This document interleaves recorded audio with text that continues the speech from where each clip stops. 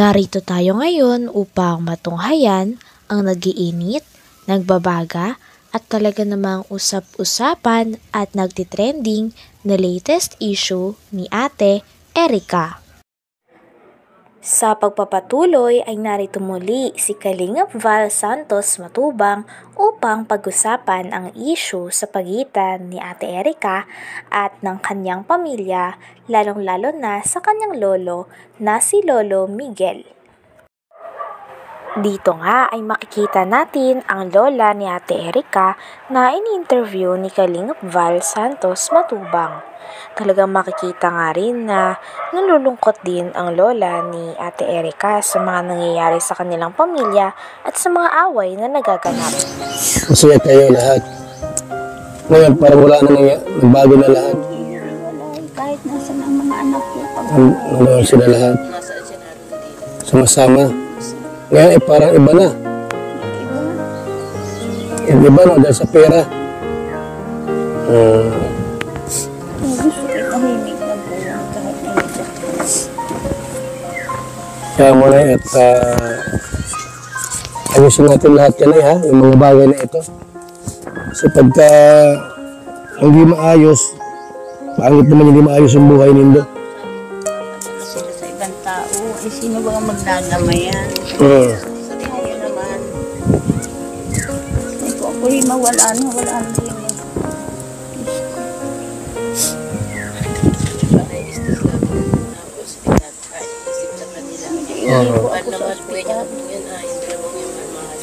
Unang upo po namin yun, dalawang yun.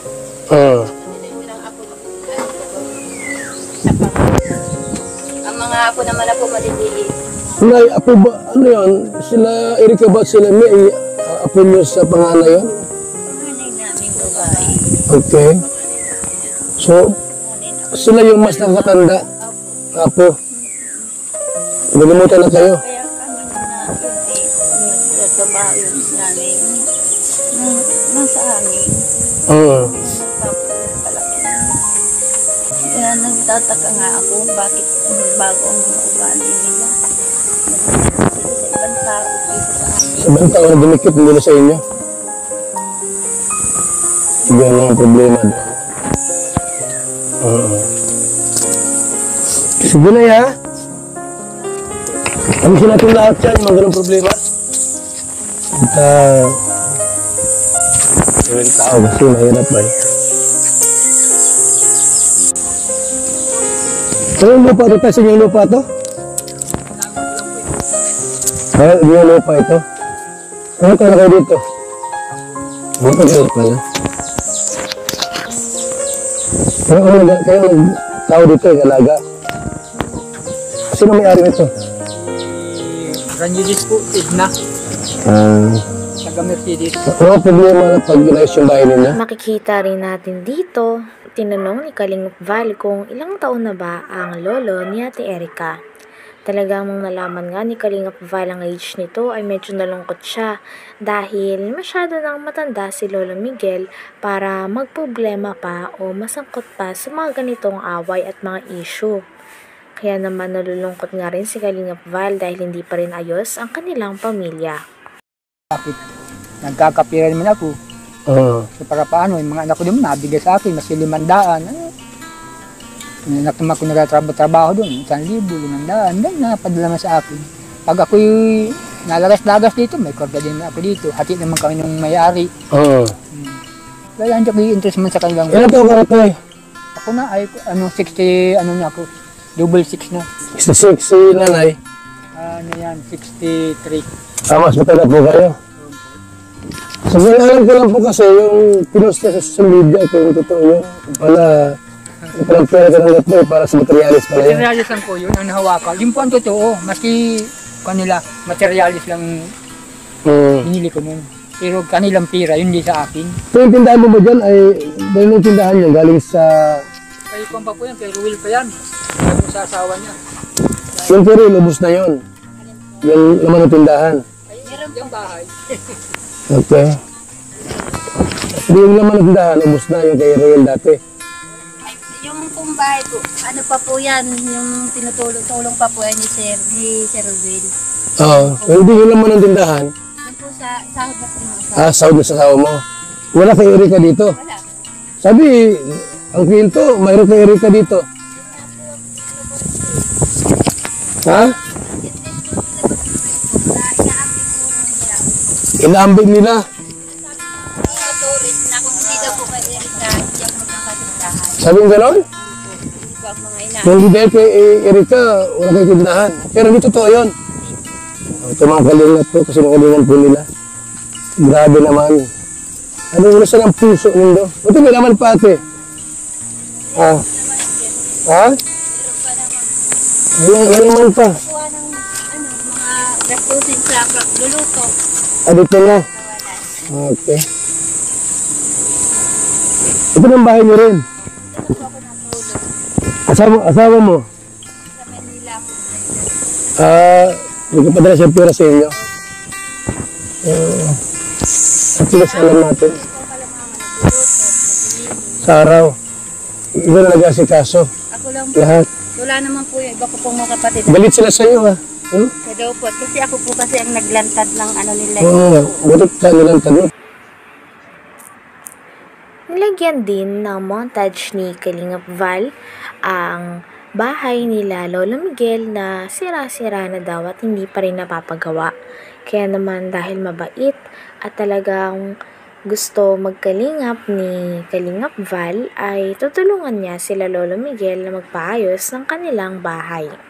Grabe at hulog ng langit talaga si Kalingap Val at napakabuti ng puso at wala siyang pinipili na tulungan. Kahit sino ay gusto niya na mapaganda ang buhay.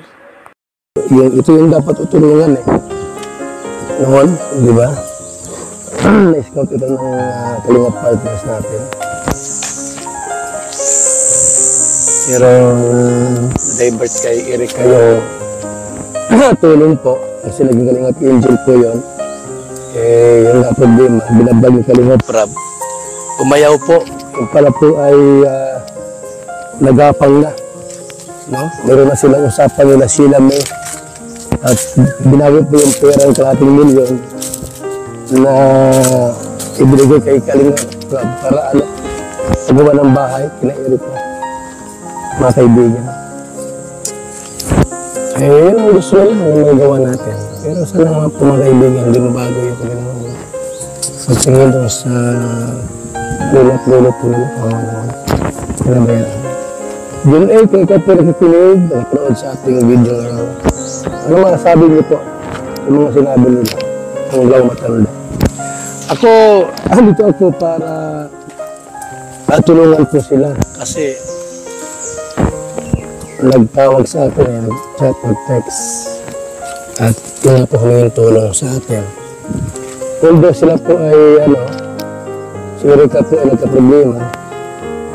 Kasi umalis sa Kalingap, hindi nagpa-vlog. Pero yung vlog po dito, mga Kalingap, tuloy-tuloy po yan. Kasi ang naka-scout dito ay si Rielo Pumalanag. Ay Lolo Miguel. So, ang tanong ko kayo, Mr. kay John A, ano ang masasabi mo? Sa dalawang hinahangaan mo. Hindi ko ay napatao, maka-Diyos, sabay. Kasi mo ito. Huwag mong huwag mong konsintuhin yung dalawa. Hindi ko napunta rito, nag-birthday yung lola, di ba naman napadalaw. Tapos sa punti-punti pa, sila may nagastos daw sila sa birthday. Yung pala totoo na nabigyan ng may birthday dito. Ano po? So, Kang, paalam mo rin pa nga sa may lupa. Para i-repair ko yung bahay ninyo. Ano? Tapos ayusin natin yung problema. Sana, tay.